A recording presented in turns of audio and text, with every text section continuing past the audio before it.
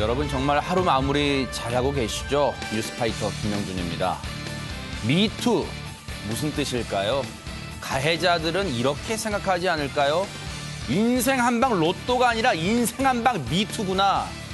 하지만 저는 이렇게 생각합니다. 미투 용기 내어 들춰내다. 그리고 당신의 잘못이 아닙니다.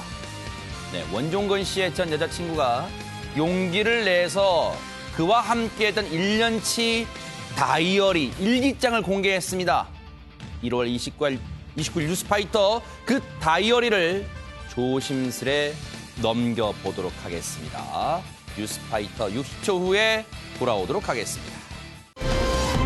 이 우한에 계신 지금 대한민국 프로농구 감독이셨던 박종천 감독님, 지금도 현지에서 농구팀 감독을 맡고 있는데요. 박종천 감독님 연결해서 상황을 좀 들어보도록 하겠습니다. 박 감독님. 예, 안녕하세요. 지금 일단 지금 감독님 계신 곳이 정확히 어디십니까? 여기 우한시는 한코하고 우창, 그다음에 한양 이렇게 세 군데 지역으로 나눠져 있는데요. 네네. 저는 한코 화난시장에서부터 40km 남쪽으로 떨어진 그 우창 지역에 거주하고 있습니다. 화난시장이면 이번에 그 발원지로 지목된 그 가능성이 있는 그곳이잖아요. 네네. 안전한가요? 지금 감독님 계신 곳은 그러면 안전하다고 봐야 되는 거 어떻습니까? 40km 떨어졌다고 하는데. 지금 제가 있는 우창 지역은요. 네. 화난지역에서 한 40km 정도 남쪽으로 떨어져 있는데 지금 전국적으로 많이 퍼져 있는 상태고 지금 워낙 강한 바이러스이기 때문에 중국 어디든지 일단 안전하다고 볼 수는 없는 거죠. 아하, 그런 상황입니다. 많이 걱정도 되시고 긴장도 되실 텐데 지금 상황이요. 언론에서는 흡사 우한이 유령 도시를 방불케 한다. 지금 그런 얘기도 나오는데 감독님의 눈으로 본 지금 그 상황은 어떤가요, 좀? 지금 밖에서 보는 눈은 너무 많이 과포장된 말도 좀 많이 있고요. 아, 그래요? 사실은 네. 예, 지금 현재 많이 퍼지고 사망자도 생기고 그러지만은 네. 하늘과 땅 그다음에 이 강 바다 이게 이제 전제가 다 봉쇄돼 있지 않습니까? 네. 단지 외부로 나갈 수 없고 네. 또 집 근처에서만 움직일 수 있는 거 이외에는 생필품이라는 건 아파트 단지 내에 중소형 대형 마트들이 있기 때문에 네네. 크게 지장이 없는 걸로 알고 있습니다. 아하.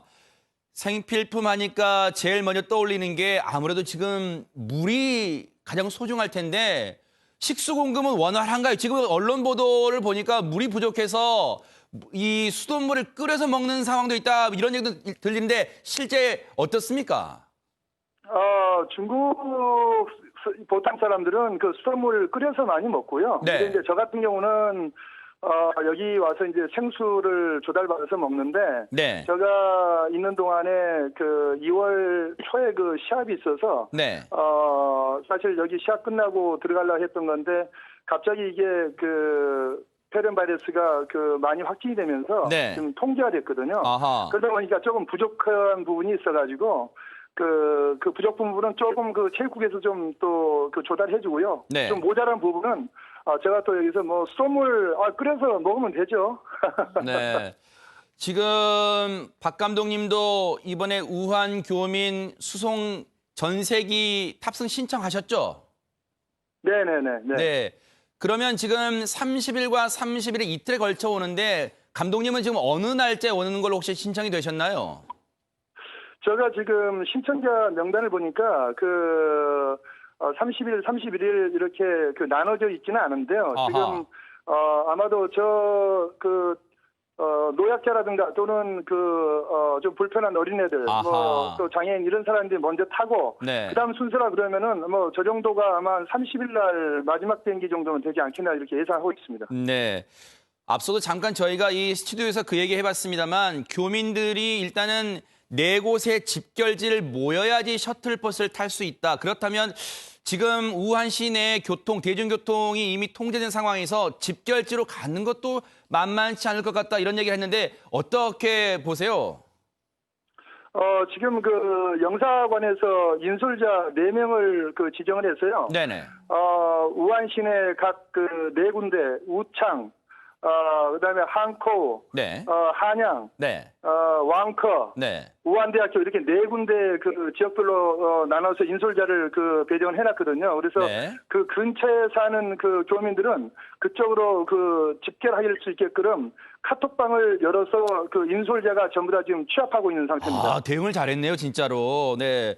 그래서 아마 교민들 모두 지금은 마음이 많이 좀 놓이지 않았나. 이제 내일 비행기만 타면 꿈에 그리던 대한민국으로 돌아갈 수 있겠구나. 지금 아마 그런 기대에 부풀어 계실 텐데, 일각에서는 우한 시민들이 지금 도로도 한산하고요. 앞서 뭐 유령도시 방불케 한다 해서 지금 서로를 의지하기 위해서 힘을 북돋우기 위해서 서로 아파트 건너편의 주민과 창문을 열고 뭐 노래를 부른다 이런 얘기도 영상도 나왔다고 하는데 감독님이 전해 듣거나 또 보신 그 장면 좀 있습니까? 목격하신 장면은? 그것은 이제 제가 직접 그 목격은 할 수 있는 사항이 아니고요. 네. 아마 제가 기억하로는 어제 그제 27일 날 정도 저녁이 되지 않았나 생각이 드는데요. 네. 지금 그 우한 시민들이 전체적으로 우한이 어렵다 보니까 서로의 소통하는 장면으로서 그 애국 정신이 많이 그 가미가 되는 것 같아요. 그래서 SNS를 통해서 전체가 다 우한을 한번 살려보자, 다 같이 한번 힘을 합쳐보자 이런 그 캐치프레이즈가 서로 그 SNS를 통해서 많이 그 번지고 있는 것 같습니다. 네. 감독님, 지금 그래도 목소리를 들으니까요, 뭐, 이 상당히 염려되거나 불안하신 목소리보다는 그래도 역시 스포츠인답다는 생각도 들어요.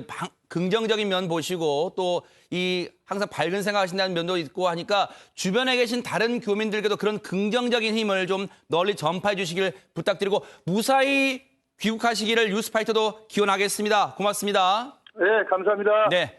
지금까지 중국 우한에서요. 현지에서 농구팀을 이 감독을 맡고 있는 박종천 감독님 연결해서 현지 상황 여러 가지 짚어봤습니다. 드디어 움직였네요. 김홍국 교수님. 네. 안철수 네. 전 바른미래당 대표죠. 당을 창업을 했던 그 인물이 드디어 이제 1년 4개월 만에 복귀를 했습니다. 네. 그리고 그동안의 대표 역할을 했던 손학규 대표에게 자, 당신은 이 선으로 물러나 주십시오. 네.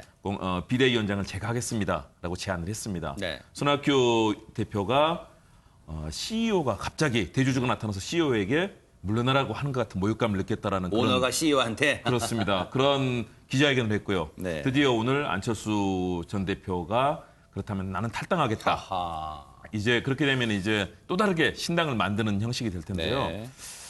이 부분을 놓고 과연 안철수 전 대표가 1년 4개월 동안 독일과 미국에서 여러 가지 정치력을 길렀다고 하는데 네. 과연 제대로 기른 것인지 그리고 네. 중도 혁신 한다고 하는데 과연 제 위치를 잡고 할 것인지 네. 사실은 우려되는 지점, 정치학적으로 보면 굉장히 우려되는 지점은 많은 것 같습니다. 1년 4개월간 해외에서 고민한 해법이 결국 탈당이었을까요? 과연 얘기 들어보시고 이어가 보도록 하겠습니다. 저는 오늘 비통한 마음으로 바른미래당을 떠납니다. 손학규 대표의 기자회견 발언을 보면서 저는 바른미래당 재건의 꿈을 접었습니다. 하나의 물방울이 증발되지 않고 영원히 사는 방법은 시대의 바다, 국민의 바다 속으로 뛰어드는 것이기 때문입니다. 저는 결코 주저하지 않겠습니다. 저 안철수의 길을 지켜봐 주십시오. 고맙습니다.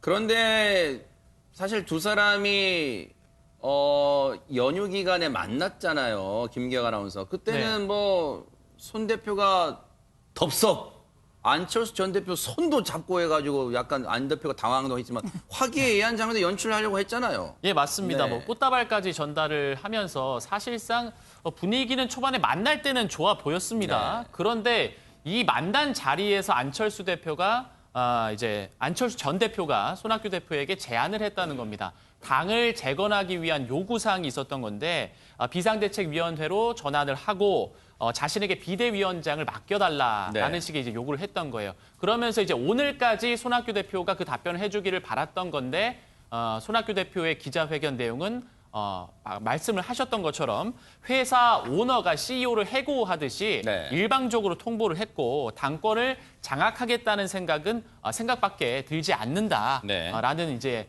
입장을 또 내비쳤고 그 이후에 이제 안철수 전 대표가 탈당 선언을 하게 된 겁니다. 네. 대체 그러면 이 두 사람이 만날 때 이미 속내는 달랐었던 건가요? 한번 들어보시고 이어가 보도록 하겠습니다. 저는 당 대표실에 와서 만난다는 게 정치적인 예의 차원인 것으로 생각을 했지.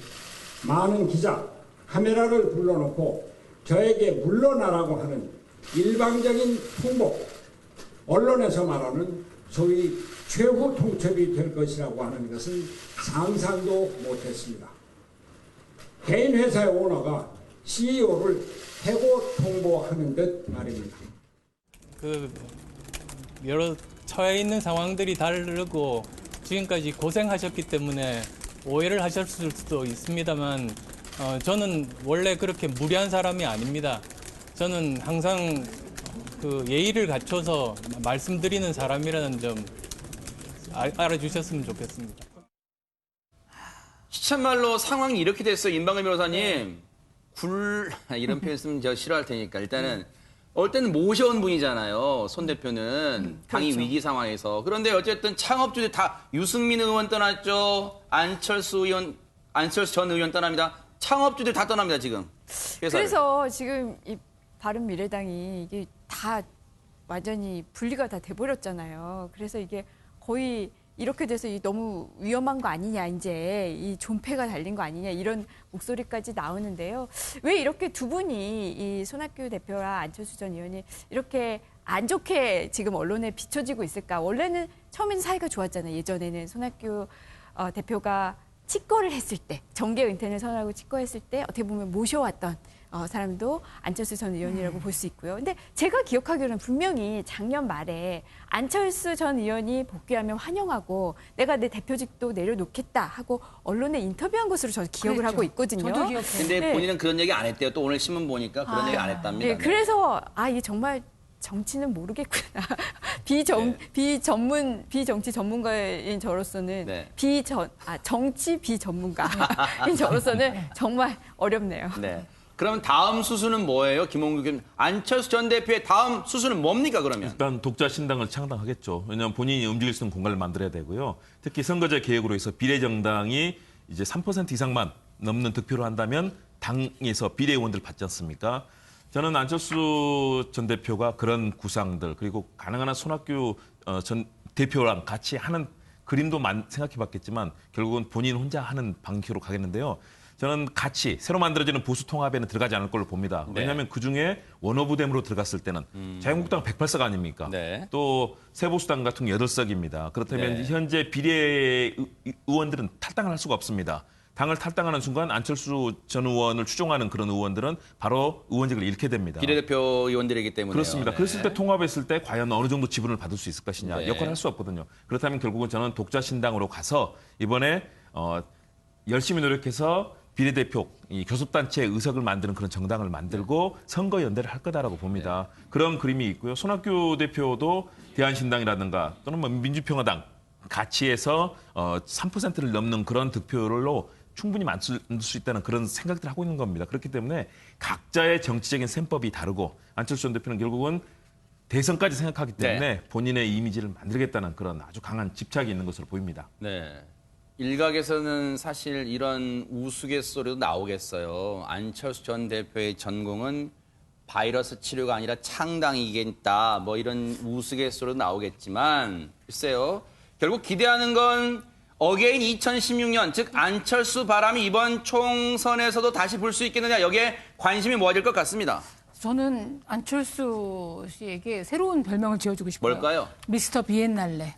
왜요? 비엔날레는 2년마다 열리는 국제미술전이거든요. 아하. 광주 비엔날레, 베니스 비엔날레 있잖아요. 제가 보니까 2년마다 하셨어요. 2014년에 정치연합 창당, 네. 2016년에 국민의당 창당, 네. 2018년 바른미래당 창당, 정확히 2년 텀이네요. 네. 신당 창당.